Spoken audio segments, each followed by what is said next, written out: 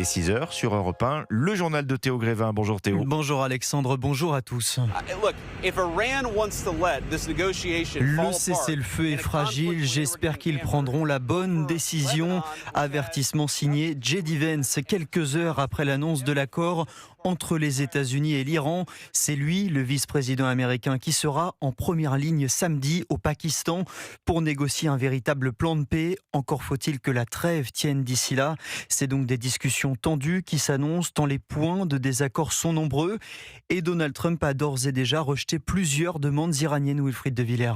Oui, il n'y aura plus d'enrichissement d'uranium en Iran, affirme le président américain. Le nucléaire, sujet central et surtout très sensible des négociations, comme l'explique le chercheur David Rigoulet-Rose. C'est l'hydrogène pour les Américains. Sinon, l'opération qui a été lancée n'a aucun sens. C'est le fond du problème avec le balistique. Pour les Américains, encore plus le nucléaire que le balistique. On voit pas très bien comment il pourrait y avoir un compromis là-dessus. Les États-Unis réclament le stock de 440 kilos d'uranium enrichi qui serait enfoui quelque part en Iran, sans quoi le cessez-le-feu pourrait voler en éclats. Les discussions porteront aussi sur le détroit d'Ormuz.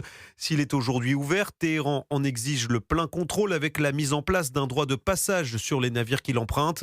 Mais tout cela reste bien flou. Depuis l'entrée en vigueur du cessez-le-feu, Téhéran et Washington se livrent à une bataille de récits. Il y a un jeu de dupes potentiel sous-jacent. Chacun cherche à faire prévaloir médiatiquement sa version pour déconsidérer la partie adverse. Mais le problème de fond reste entier. Pour l'Iran, c'est son plan en 10 points qui sert de base aux négociations. Ce que semblait confirmer un temps Donald Trump, mais un haut responsable de la Maison-Blanche affirme désormais que les États-Unis travailleraient sur un autre document. Wilfried de Villers.